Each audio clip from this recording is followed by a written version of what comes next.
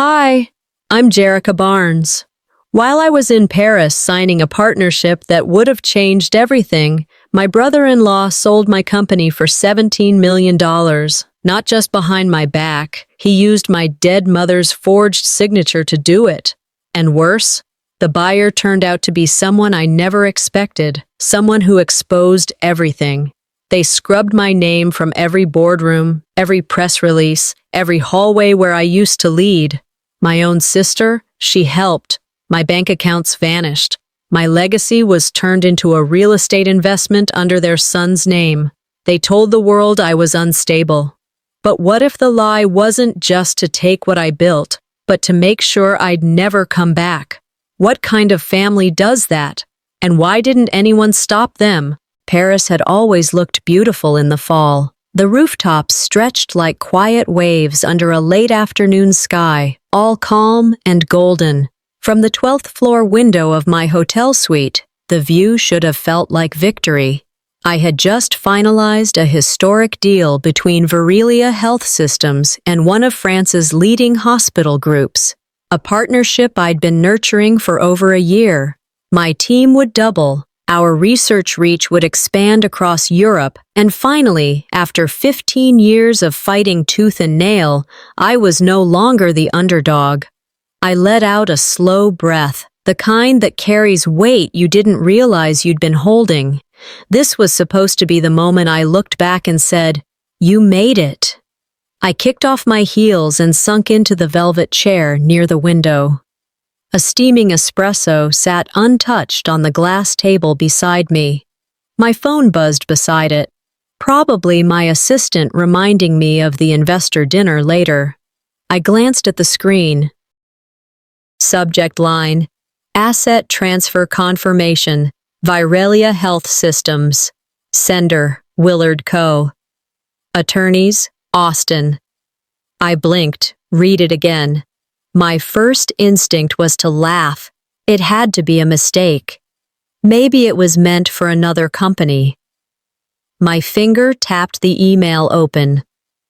Dear Ms. Barnes, this message is to confirm the finalized transfer of Verelia Health Systems to Opal Haven Holdings, effective immediately. Closing valuation, $17,000. See attached documentation. The air disappeared from my lungs. I clicked on the PDF. It wasn't a scam. It wasn't spam. It was real. Legal formatting, notarized, signed. I hadn't signed anything. I checked the date.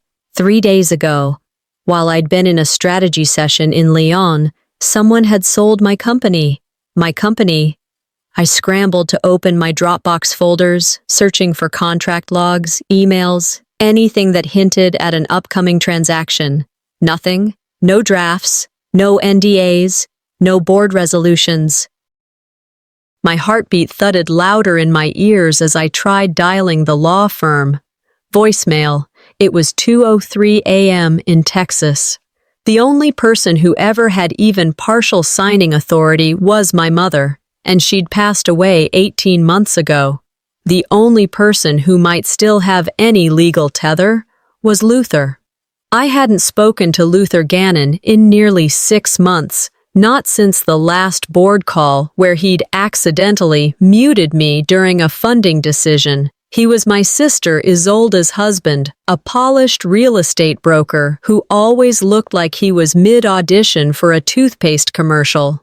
When our mother had undergone emergency surgery 2 years ago, she'd named Luther temporary POA, mostly for hospital logistics. I remembered protesting. She told me he was just practical. Mom thought he was savvy. I thought he was a leech in a tailored suit. A new email came in, auto-generated from the document system. Transfer confirmation. Buyer, Opal Haven Holdings. I clicked open the file. There was no executive name listed. The address was to a shell firm in the Cayman Islands. I Googled the firm. Nothing substantial. A few vague listings on offshore registries. No faces, no press releases, no intent letters. Who the hell were they? A shiver crawled up my spine. I wasn't just shut out of the process, I was erased. I stared out the window, but the Paris skyline felt distant, like a movie set I'd wandered into by mistake. I opened my encrypted company drive and began combing through every board upload from the past 60 days. Then I saw it. An upload labeled POA Confirmation, Alma B. It hadn't been in the main thread. It was filed under a subfolder marked Legal Hold. Attached to the document was a metadata tag, uploaded via email. Sender: Isolda.gannon@virelia.net. My throat tightened. My sister? Why would her email be on the file? And that's when I knew. This wasn't just betrayal, it was coordinated. The morning light in Paris wasn't golden anymore. It was flat, gray, and cold, like someone had turned the color down on the world overnight. I hadn't slept, not really. I'd been pacing that hotel room for hours, opening the same 3 folders over and over like something different might appear. It didn't. I called the law firm again. Voicemail. Again. I left the same message for the 3rd time. Calm, but clipped. This is Jerica Barnes. You've authorized the sale of my company. I didn't approve any transaction. I need a callback immediately. I hung up and threw my phone onto the bed harder than necessary. Then I dialed Glenn, my personal lawyer in Austin. He was older, retired from court work, but still sharp and thankfully always up early. He picked up on the second ring. Jerica, that didn't take long. Didn't take long for what? I figured you'd call. I got the transfer summary forwarded to me this morning. You weren't CC'd. No, I said, voice tightening, because I didn't sign anything. He sighed. I hated when lawyers sighed. It meant something was about to get worse. It looks like the transfer was authorized using a power of attorney document from your mother. That POA was for medical use. Temporary. She signed that when she had her gallbladder surgery. Well, someone reactivated it and added a notarized rider allowing financial delegation. That's not legal. That wasn't her intent. It's legal if she signed it. I went silent. The kind of silence where your mind leaves your body for a second. If she had signed a new rider, there'd be a copy somewhere, in my mother's files, or at least archived in Virelia's legal drive. I'd never seen it. Do you have the document? I have the PDF they filed. Want me to send it? Send it. Now. Within seconds, it landed in my inbox. I opened it and stared at the familiar loops of her signature at the bottom. Except they weren't familiar. They were exaggerated, slower, like someone trying to copy a rhythm they didn't understand.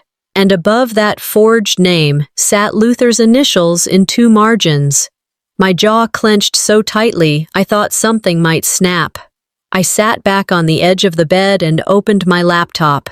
If he was willing to dig up a medical POA and distort it into financial access, what else was he doing? I typed in vireliahealth.com. The homepage had changed. A new logo, softer, less clinical. It looked like a health spa brand. At the top of the site, a header read, Virelia's Rise, a Legacy of Vision. I clicked the video. Upbeat music. Drone shots of our Austin campus. Then a smooth voiceover began. In 2014, Luther Gannon saw potential where others saw risk. With Isolda Gannon at his side, Virelia grew into one of the most forward-thinking health systems in the country.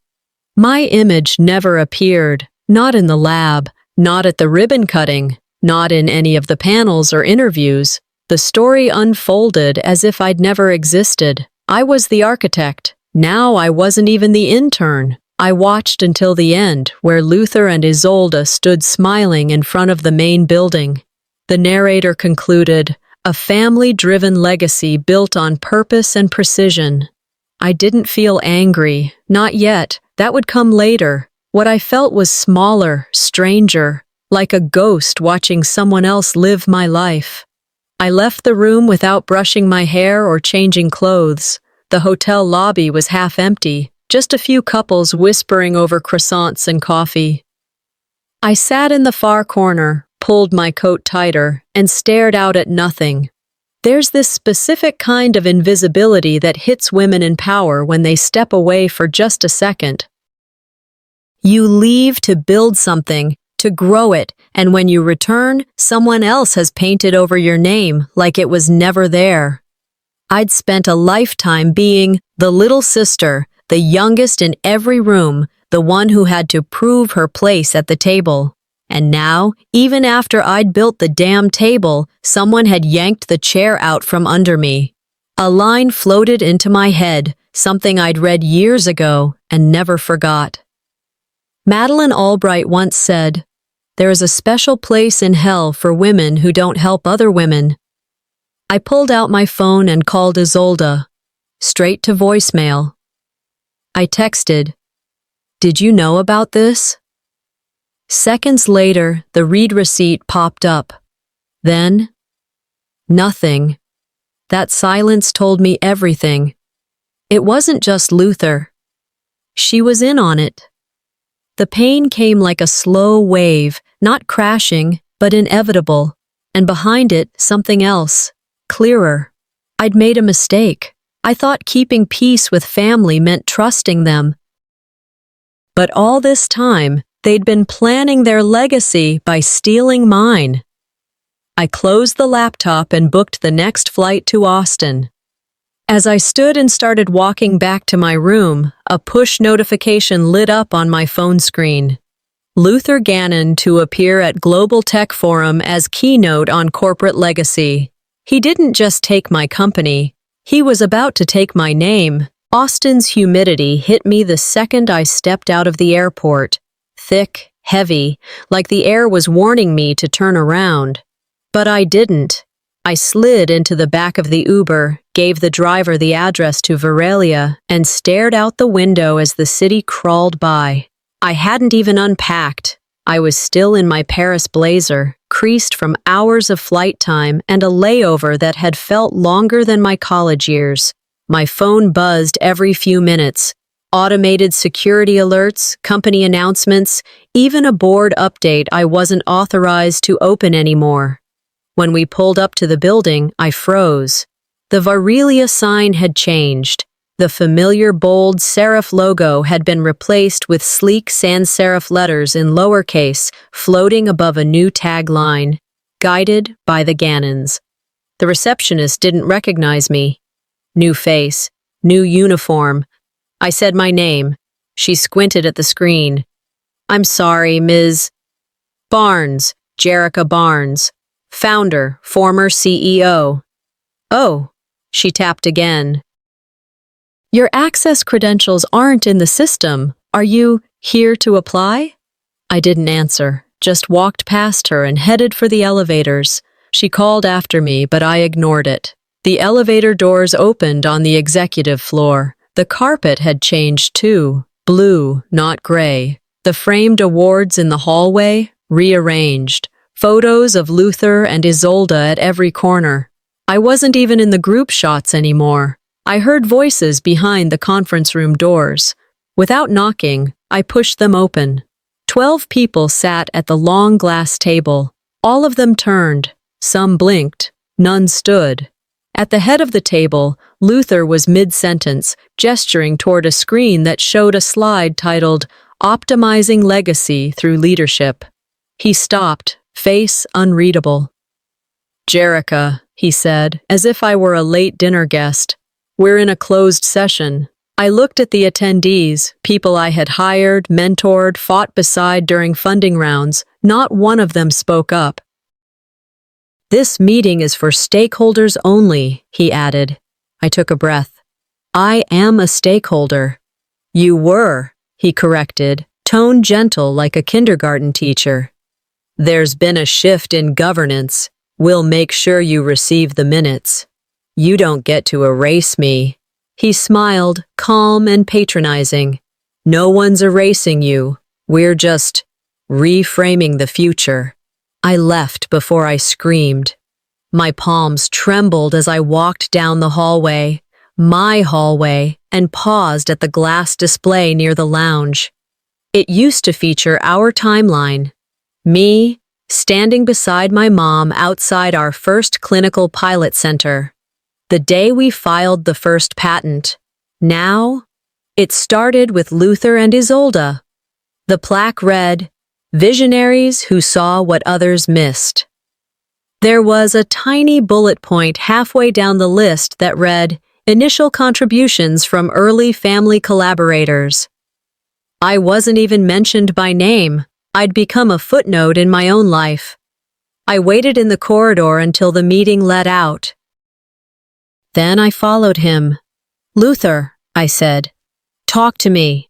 He turned, briefcase in hand. "I am." "No, stop playing it polite.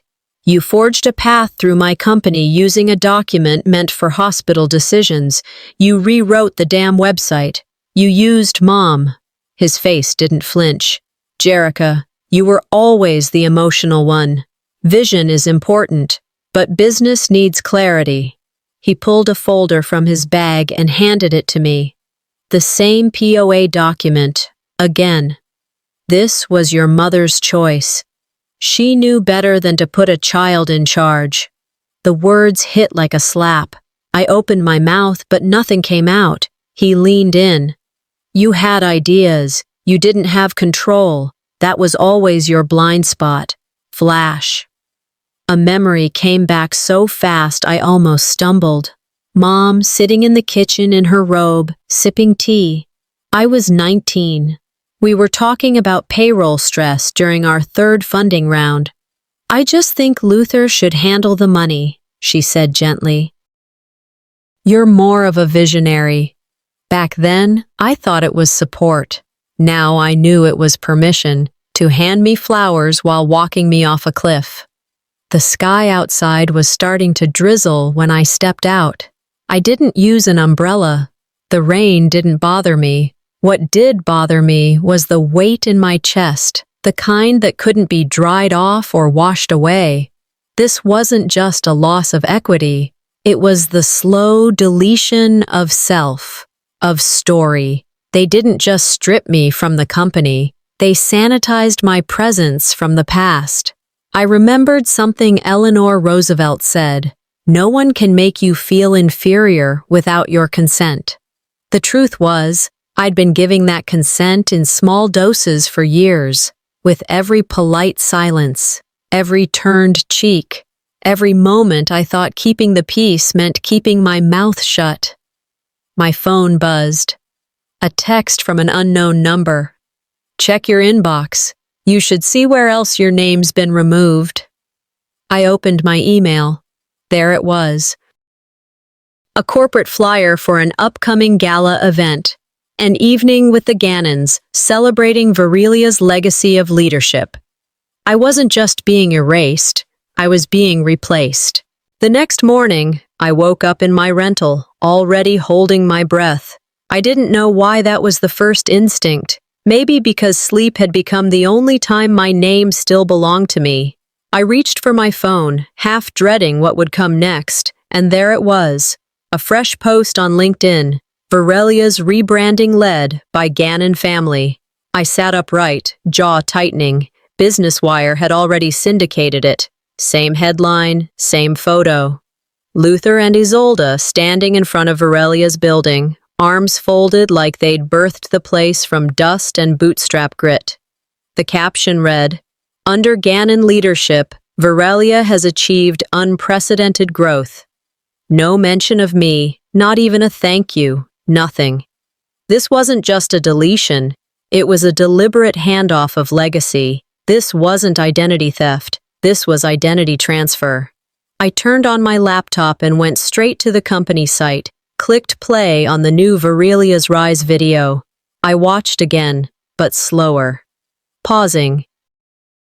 Scrutinizing each frame like a detective who'd missed a clue the first time. In a photo I knew damn well was from our original lab test in 2016, They had cropped me out and edited Luther in. He wasn't even in the building that day. He was on a golfing trip in Arizona. Another image flashed, a strategy meeting in the early days. I'd been at the whiteboard, mapping out clinical intake protocols. Now, that whiteboard was blurred, and Isolda's image was pasted into the foreground, nodding like she was the one making decisions. Then the narration.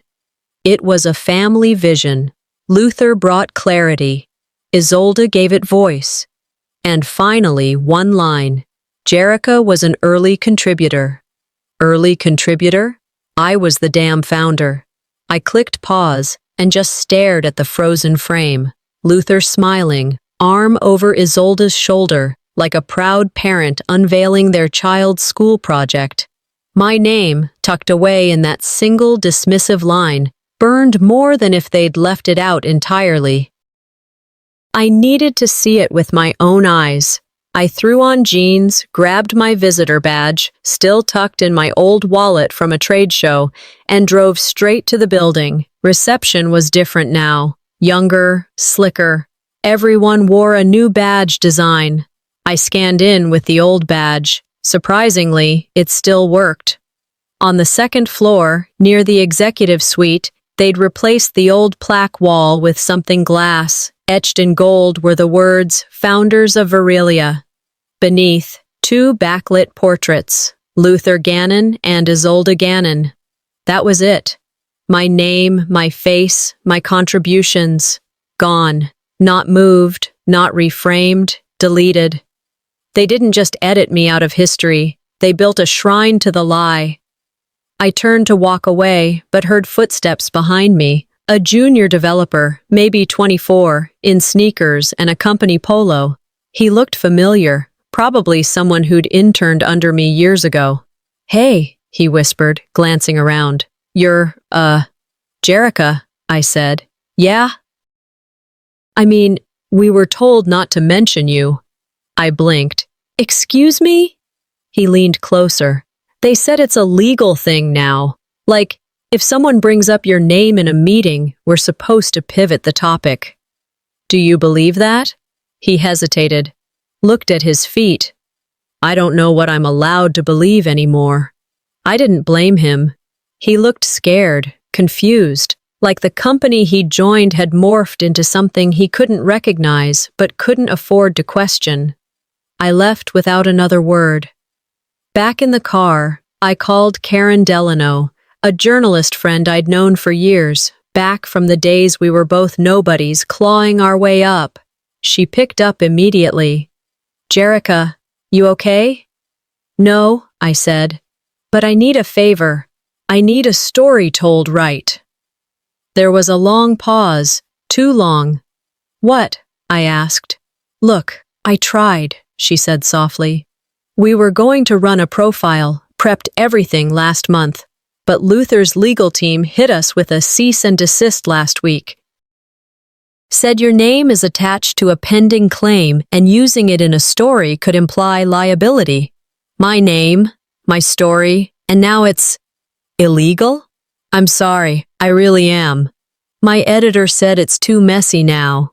I hung up. In the elevator of my rental, I stared at my reflection. The woman looking back had circles under her eyes, skin too tight from stress, a jaw clenched like a vice. But behind that, fury. They weren't just burying me, they were dragging my name through a legal smokescreen and repainting it with theirs. A push alert pinged my phone. Global Tech Forum, Luther Gannon to headline keynote, Leadership from the Sidelines. Attached was a promotional photo, a 2018 panel at Stanford. I remembered it because I was the one speaking, and in the background, Luther, mid-step, cropped perfectly beside me. He was stealing my face to tell his story. Back in my rental, I didn't take off my coat. The walls felt tighter than before, like the silence in the room had grown teeth. I set my phone down on the kitchen counter and walked straight to the bedroom closet. The briefcase was still there, Mom's old leather one, scuffed at the edges and sealed with the kind of latch only she knew how to open in a single flick. I sat on the edge of the bed, palms clammy, and pressed the release tabs. It clicked open. Inside, a few yellowing folders, a rosary she'd kept since college, and a sealed envelope marked Final POA, Archive Copy. The handwriting on the label was hers. I pulled the document out slowly, like it might disintegrate under pressure. I'd seen her signature 100 times growing up, on school forms, birthday checks, permission slips. But this wasn't it. The signature looked close, but not close enough. Too deliberate, too polished. Almost like someone had studied her flow and tried too hard to replicate the loops and tail of her B. It was a signature trying to be her, not coming from her. I whispered into the air. I watched her sign checks for 30 years. This wasn't her hand. A knock on the wall, just the old water pipes, but it startled me. I stood up, grabbed my laptop, and opened a new tab. I needed help, not guesses. The first name that came to mind was Desra Pike. She used to work forensic audit for federal cases. My dad had mentioned her once during a tax dispute. She had this reputation in Austin legal circles, not just for accuracy, but for cold, surgical precision. I found her contact, texted her directly. Urgent, POA authentication, referred by Harold Cobb. I'll pay triple, need response tonight. 12 minutes later, she replied, send scanned doc now, I'll verify, no fluff. Desra was clinical, just like the whispers said. I scanned every page, attached it to a Dropbox link, and sent it with the subject line, Jerica Barnes, POA forgery suspected. She replied 3 words, checking metadata now. I let out a breath and finally sat still. The silence was back, but it didn't crawl this time. It waited. I stared at the screen, and for the first time since I landed in Austin, I didn't feel completely alone. My email pinged again. It wasn't Desra. It was a financial alert from my old CFO's private Gmail. Subject line, you should see this. Attached was a spreadsheet. I clicked it open. It showed 2 wire transfers, one for $200,000 and one for $1.3 million. Both moved 3 days before the official sale of Verelia. Both signed off with digital initials, LG. The destination, a company called Arbex Holdings based in Delaware. I Googled it. Guess whose name popped on the articles of incorporation? Cyrus Gannon, Luther's son. I called Desra immediately. I found more, I said. I did too, she replied. Your mom's signature? It's layered, not original ink. It was rendered, meaning digital stroke reconstruction. Someone used software to simulate handwriting, not just a scan. So, it's fake? It's not just fake, it's manufactured. My throat tightened. You mean AI? Exactly. I gripped the side of the counter to steady myself. They didn't just forge my mother's name, I whispered. They fabricated it, from code. They weren't stealing from you, Desra added. They were laundering your legacy. My mind reeled. It wasn't just that they'd stolen, it was how clean, how quiet, how automated the process had been, like deleting a folder. No mess, no fingerprints, just lines of digital ink and numbers. I spent the next 2 hours compiling everything, screenshots, logs, timestamps. I recorded a voice memo detailing everything I'd uncovered, speaking like an attorney giving testimony, not a daughter mourning betrayal. At 11:42 p.m., I wrote an email to Harold Cobb, my father's old lawyer. Subject, Operation Clean Cut, legal response required. I attached Desra's findings, the forged document, the wire transfer trail, and a screenshot of the incorporation for Arbex Holdings. I ended it with one line: I need legal firepower, not pity. After hitting send, I sat back in the kitchen chair and stared at the ceiling fan above me. This wasn't just a theft, it was a campaign, and I had no intention of staying quiet anymore. My phone buzzed again. Desra. You need to see this. She forwarded a file, enhanced version of the POA with code signature markers. The pattern matches AI-written inputs. This wasn't just a scan, it was composed. Your mother's signature was generated by machine. I didn't even blink, because in that moment, something shifted. If they could fake her name, they could fake anything. The sun in Austin wasn't forgiving that morning. I stepped out of the rental apartment into a heat that clung like accusation, like the city knew what I was about to confront. I hadn't bothered with makeup, hadn't combed my hair into anything presentable. This wasn't a press appearance. This was reclamation.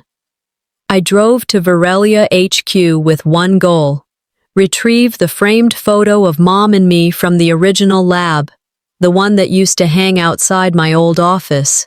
It wasn't just a picture. It was proof of love, of legacy, of origin. As I approached the main entrance, I tightened my grip on the badge I'd once carried like a second skin. I scanned it at the gate. The light flashed red. The security guard stepped forward. Not the same one from last year, younger, clipped haircut, polished boots, professional but detached. Name? He asked. Jerica Barnes. I used to be... He looked at his tablet. There's no active record for that badge. This is my building. He gave me the kind of look people reserve for strangers who talk to themselves on sidewalks. Not anymore. My jaw didn't move, but something inside me cracked. Not loud, not violent, just final. I walked around the building to the east side, where the conference center glass stretched floor to ceiling. From there, I could see directly into what used to be my wing, my office. The walls were freshly painted. The frosted logo on the door now read, Innovation Hub, Cyrus Gannon. I watched as a young man, barely out of college, walked across the room holding a clipboard and chatting with two interns. He sat in my chair, spun once, and smiled at something on his tablet. A wave of nausea hit me. They hadn't just taken my name. They'd handed it to someone who hadn't even earned it. I turned away, headed to the bank to at least confirm what was left of my access. Inside the Wells Fargo on 6th, I stepped up to the counter and gave my name. The teller, maybe in her 40s, recognized it, if only from news blurbs. She tapped her keyboard. "Just a moment," she said, smiling. Then her expression shifted. "I'm sorry, Ms. Barnes. This account is currently flagged for transfer authority review. I can't authorize any withdrawals today." "Excuse me?" "It appears the account was included in a corporate ownership dispute. We've been notified to restrict access until it's cleared." I stared at her, hands tightening into fists around my purse strap. "That money is tied to my shares, my work." She looked genuinely sorry. "I understand, but legally—" "No, you don't," I snapped, then caught myself. I didn't want to be the angry woman at the bank counter. I nodded stiffly, stepped back, and walked out. Outside, the heat pressed in again. I sat on a bench near the sidewalk, watching people walk by with iced coffees and office badges. The city moved forward while I sat still, untethered. I called 3 former board members. 2 went straight to voicemail. The third sent back a text. "I am not authorized to comment or engage."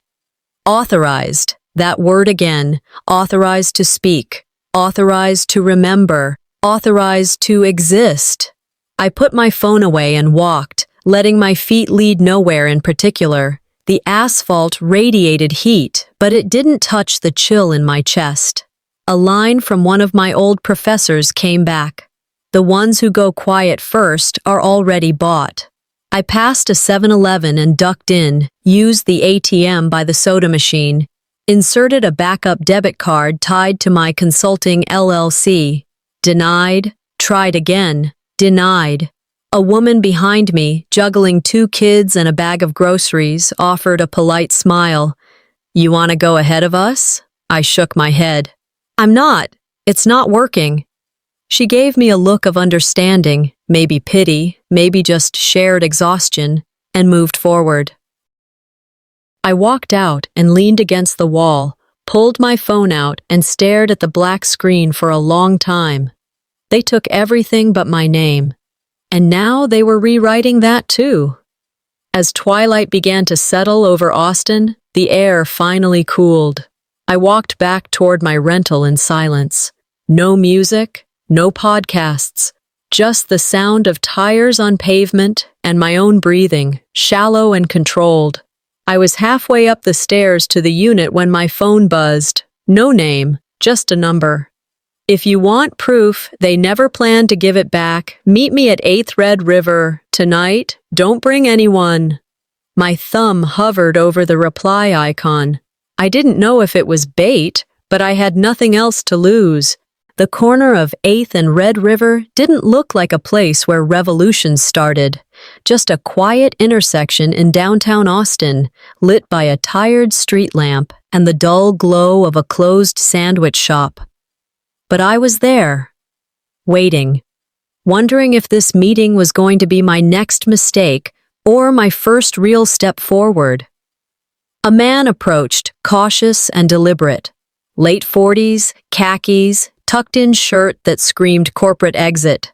I recognized him after a moment. Elliot Hames. He used to run HR for Verelia. Quiet guy. Never made waves. Last I heard, he resigned 2 months ago with no explanation. "You're early," he said, voice low. "Old habit," I replied. "You brought something?" He handed me a flash drive. No envelope. No words on it. "They started laying the foundation months before Paris," he said, eyes darting toward a passing cyclist. "Luther pushed an internal wellness review. You were the case study." I blinked. "What kind of wellness review?" "He told the board you were mentally unstable, said the stress was catching up with you, that you'd been erratic in strategy meetings." I laughed once, sharp. "So now ambition sounds like breakdown." Elliot nodded. "He laid the groundwork. By the time you left for Paris, the board was already primed to expect your collapse. He didn't ambush you. He scripted it." That word stuck. Scripted. I left him with a nod and got back into my car. The flash drive burned a hole in my pocket. Back at the rental, I plugged it into my laptop. Emails, dozens, all internal, from Luther's assistant to various board members. Subject lines like, "Jerica's latest mood shift," "FYI, signs of stress in her travel behavior," and "contingency planning, succession." I scrolled further and found screenshots of anonymous tip emails sent to media contacts. They all painted the same picture. Jerica Barnes, unstable abroad, erratic leadership, potential PR risk. I hadn't even left Austin before the whispers began. I wasn't just pushed out, I was branded. I checked my phone. One unread message from Desra. "New doc drop. You'll want to see it." I opened the file. A title deed to a lakefront property in Marble Falls. Purchased by Isolda Gannon. $4.2 million. Closing date, 2 days after the Verelia sale. They didn't buy a home. They built a monument on my grave. I stared at the screen, rage blooming quietly. They had used my name, my effort, my mother's memory, and turned it into a deed. Later that night, I sat in a booth at a 24-hour diner, the kind where time hangs like cigarette smoke and coffee refills come with eye contact instead of words. I ordered nothing. Just opened my notebook and made 2 lists. Who benefited, who stayed silent. I didn't need full names, just initials. Every one of them knew, some signed off, others just didn't stop it. Silence was a choice. Complicity wore pearls and a smile. By 2 a.m., I knew what to do next. Not scream, not spiral, strategize. I sent a text to Daniel Kerner, one of Luther's legal partners from the early days. He was mid-tier, never led a deal, but always hovered close enough to know who really moved the pieces. He answered within 5 minutes. Probably couldn't sleep either. We met on a Zoom call the next afternoon. He looked tired, nervous, maybe ashamed. "I'm not here to drag you," I said. "I'm here to undo what they've built. Help me. I protect your name. Stay silent. I drag everyone." He said nothing at first. Then he leaned forward, rested his chin on his hand, and nodded once. That was enough. A deal was on the table, and the tide had turned. At sundown, I received another anonymous message. "If you're looking into the Marble Falls property, check who signed the contractor permits." It wasn't Luther. Attached was a PDF. I tapped to open. There it was. Isolda's signature, in smooth, expensive penmanship, on every city document, from zoning to security clearance. She wasn't just complicit. She was the executor. This wasn't just betrayal. It was a family business built on a lie. The email hit my inbox like a slap across the face. Forwarded from a journalist friend, the subject line read, "FYI, upcoming panel announcement." Attached was a promo invite for the Global Tech Forum. Bold text at the top. Keynote speaker, Luther Gannon. Legacy Leadership in Emerging Markets. My stomach tightened. He was about to rewrite history, live under spotlights, with press cameras capturing every inch of the lie. I stared at the headline until it blurred, then scrolled down. There it was. An agenda, a seating chart, sponsor logos, Viralia front and center. No mention of me, no acknowledgement, just him. As if I had been a phase, a placeholder, until the real legacy could take shape. I didn't sleep that night. At 6:17 a.m., my phone rang. Virgil Remsen. I hadn't heard from him since the original seed round. He was the first investor to back me when all I had was a binder and a stubborn sense of possibility. He vanished after Mom died. Said he needed time away from the industry. I never asked why. "Jerica," he said, his voice low and steady. "I've been watching this from the sidelines too long." I sat upright. "Are you calling to say, 'told you so'?" "I'm calling to say, I'm the one who bought the company." I froze. "You?" "I used a shell. I wanted to protect you from what I saw coming, but I underestimated how fast Luther would move. I thought you'd have time." "Why didn't you tell me?" "Because I knew if I reached out too early, he'd find a way to shut it down. But now, he's about to put your story in a casket on stage. That I won't allow." I exhaled slowly, unsure if it was relief or just oxygen finally finding room. He continued, "You've got everything you need, proof, witnesses, and me. But you'll have to stand up there and take it back yourself. If you want this, your legacy, it's time." We spent the next 36 hours preparing. Virgil coordinated with the conference staff to replace the closing speaker, himself. Quietly, no fuss, no announcement. I stayed off social media, off email, off the radar. We built a press packet. Every forensic analysis, every forged POA page, every wire transfer document, a timeline of what happened with screenshots and signatures, a truth archive. Then I picked out a black suit, the kind that didn't scream revenge, but whispered arrival. The forum was held at the Fairmont downtown. Big names, bigger egos, the kind of place where everyone drinks sparkling water in short glasses and uses phrases like quarterly value proposition without blinking. I slipped in an hour after the opening remarks, sat quietly in the fifth row, hair pinned up, badge clipped to my purse. No one noticed, no one turned, just as they wanted it. Luther took the stage like he owned oxygen. He spoke with polish, charisma, and the smug rhythm of someone who believed the past had already been buried. He even quoted a line from one of my old talks about innovation being rooted in care, not conquest. No attribution, of course. His presentation ended with a video montage, photos of the company's evolution, shots of labs I'd built, edited to crop me out, contracts I'd written, signed only by him. When the applause died, the MC returned to the mic. "We have one more speaker to close our day. Please welcome Virgil Remsen." The room murmured. Virgil walked up with calm dignity, no slides, no show. He thanked the crowd, then paused. "I'd like to clarify something before we leave. I am, in fact, the buyer of Virelia Health Systems. Through a private holding, yes, but my intent was never anonymity. It was stewardship." People shifted in their seats. Luther didn't blink, but his jaw tensed. "This legacy," Virgil said, "was not built by one man, nor by a last name. It was built by vision, grit, and sacrifice.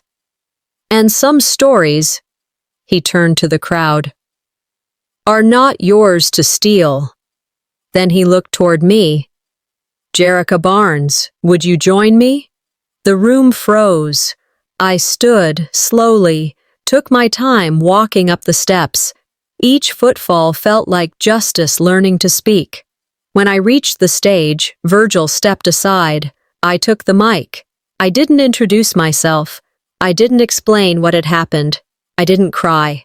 I just said, "I didn't come here to reclaim a company. I came to reclaim my name." Flashbulbs erupted, gasps echoed, and Luther, standing off to the side, didn't move. His mouth twitched, but no words came, and the first flashbulb lit up a truth he couldn't run from anymore.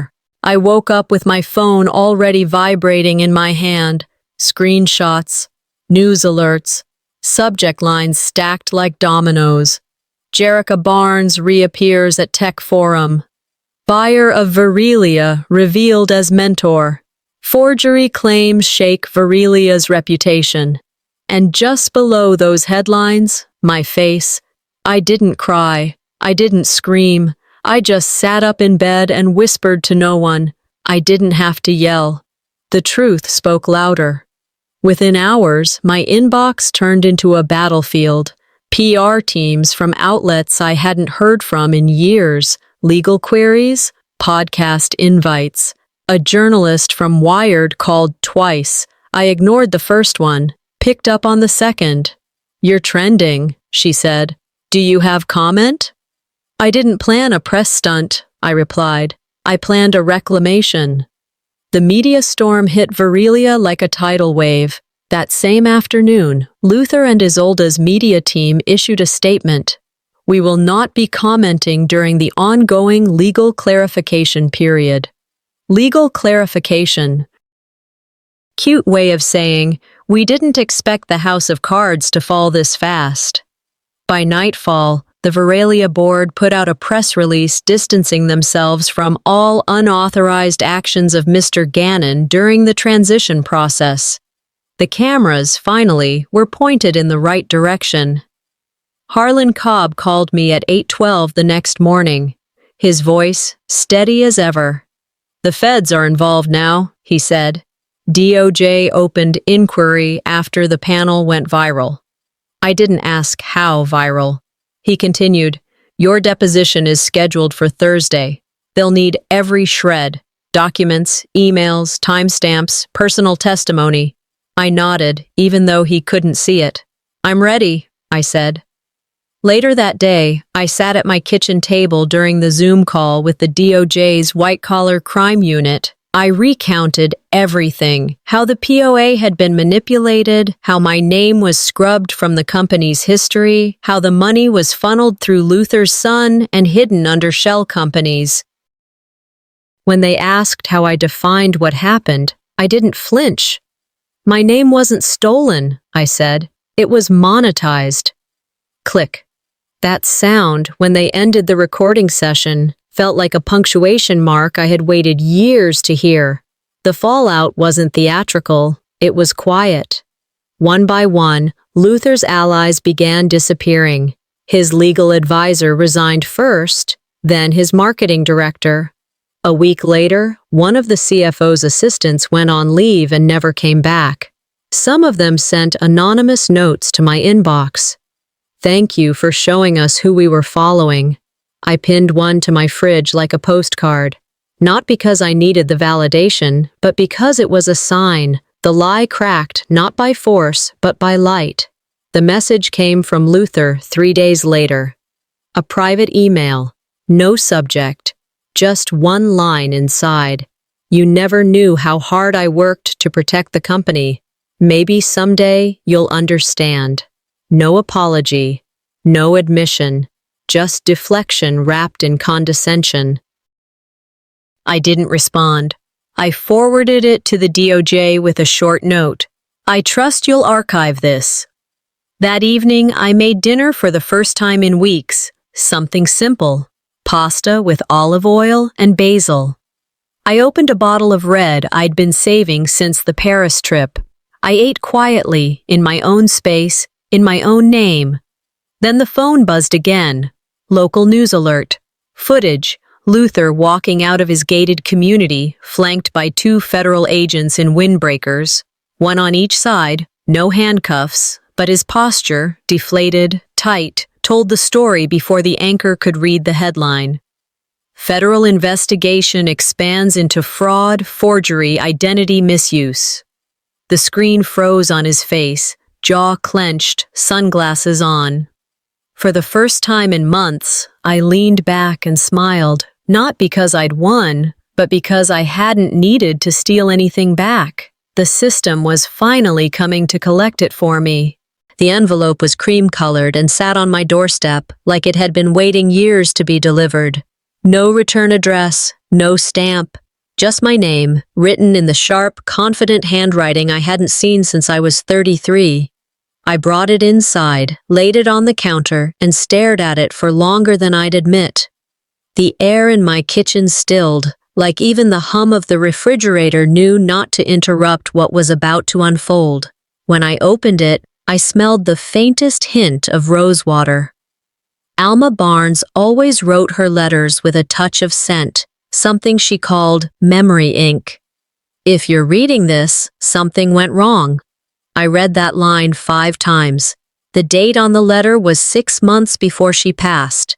She wrote that the POA she'd signed was for emergency medical decisions only, that she never intended for Luther, or anyone, to touch the company.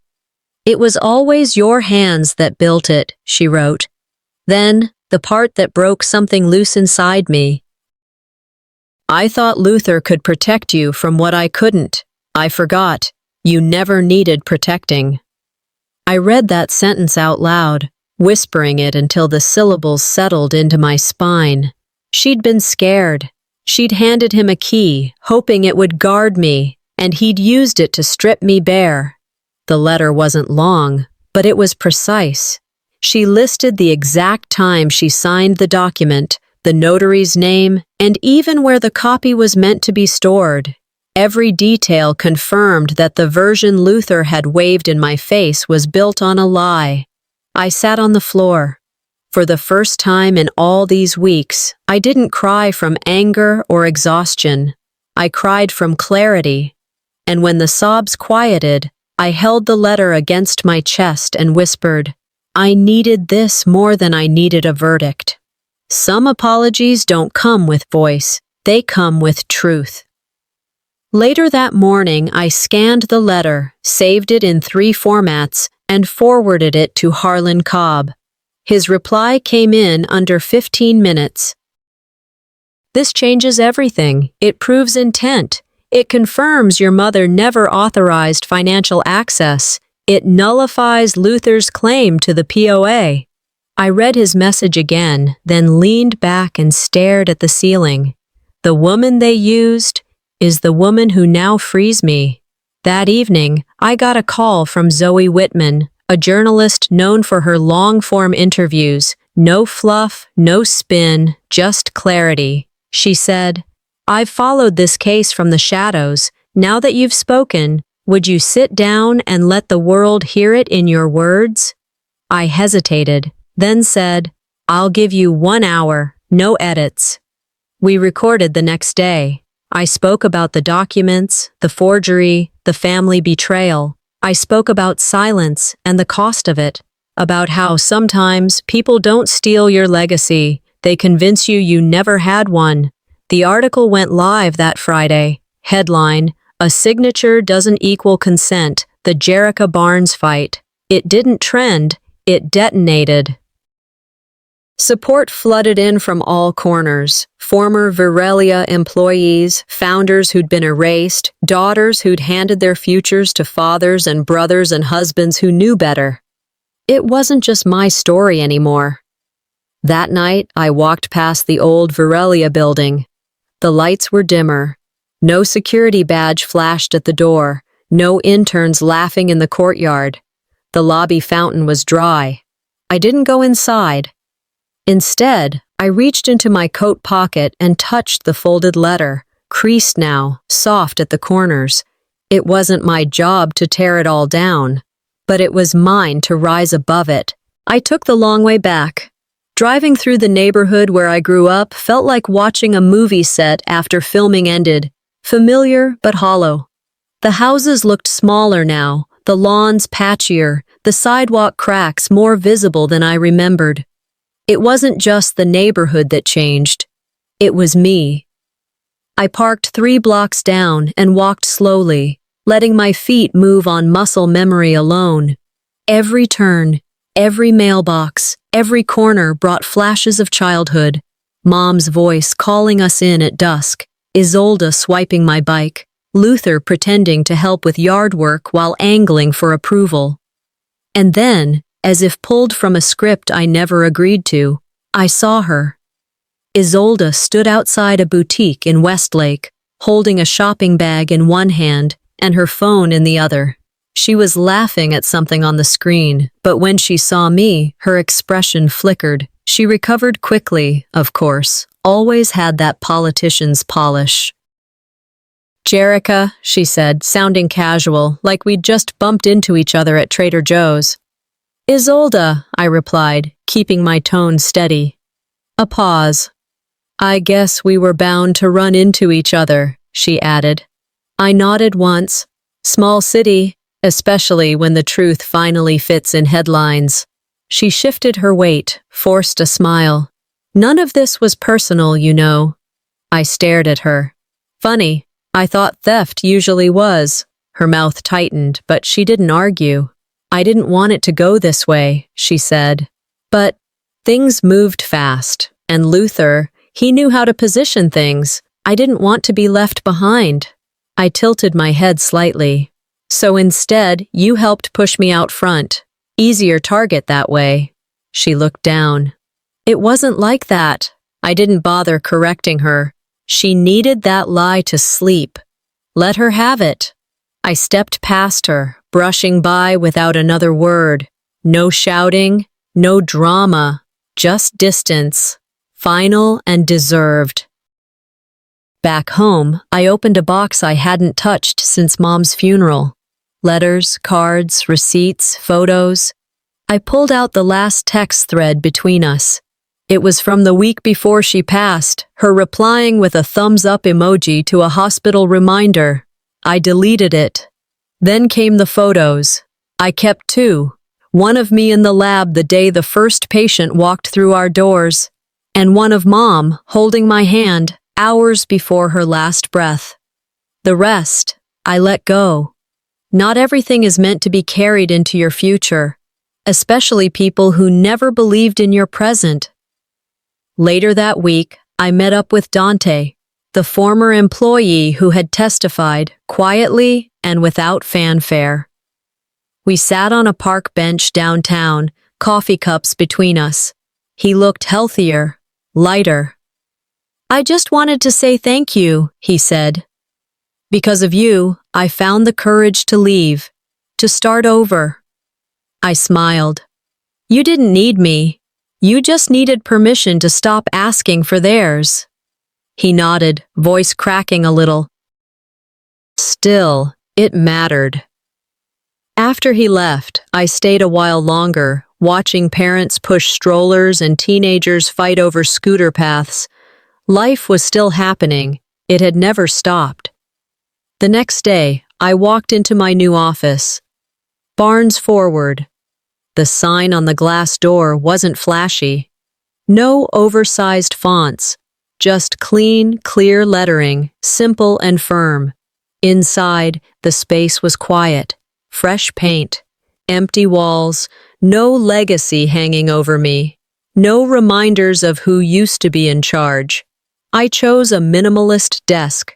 No framed photos, no inspirational quotes. Just my initials on the corner of the blotter, JB. I sat down, looked out the window, and whispered to myself, "This time, it starts with me." And that was enough.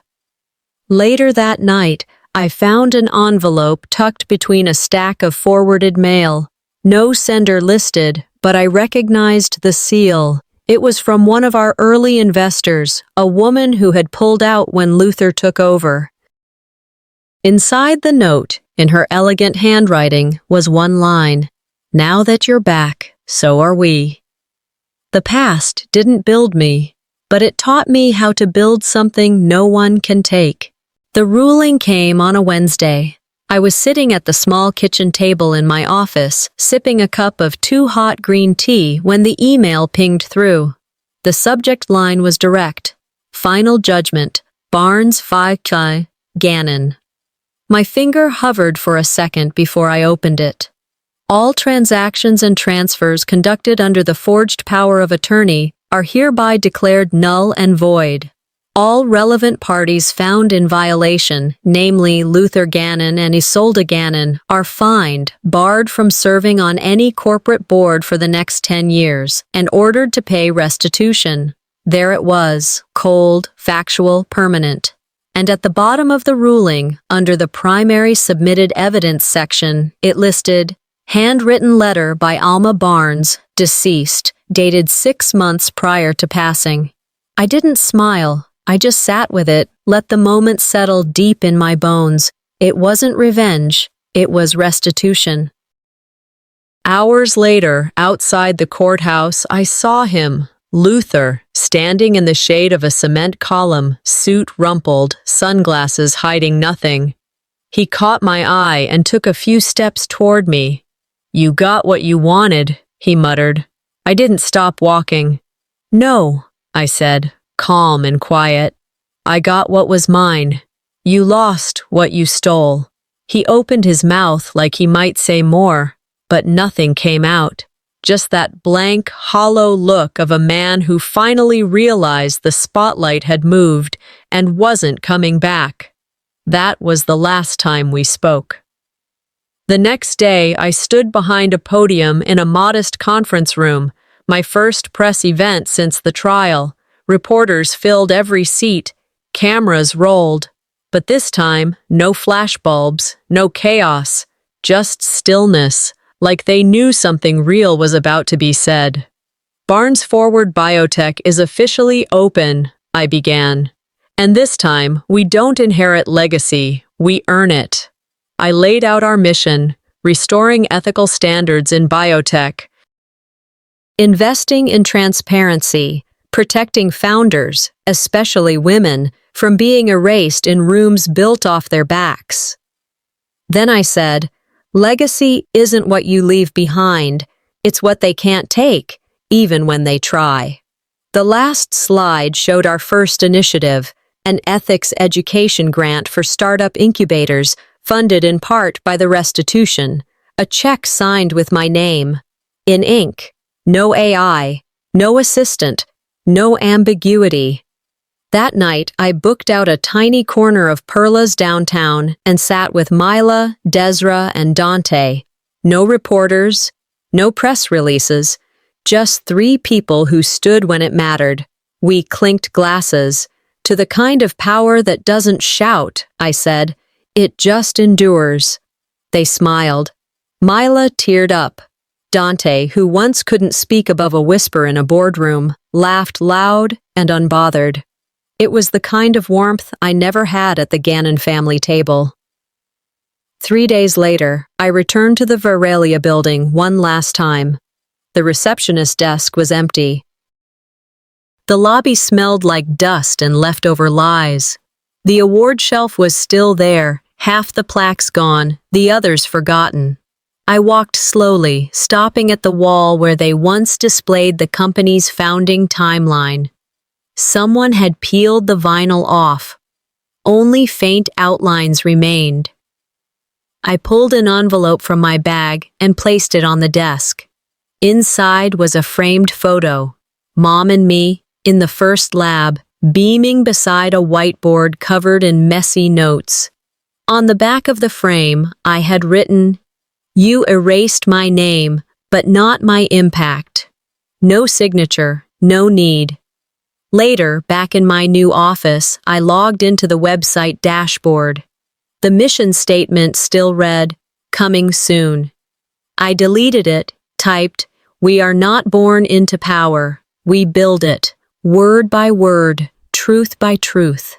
Then I sat back and whispered, just to myself, "Let them tell their story. I'm writing mine, and this time, no one edits me out.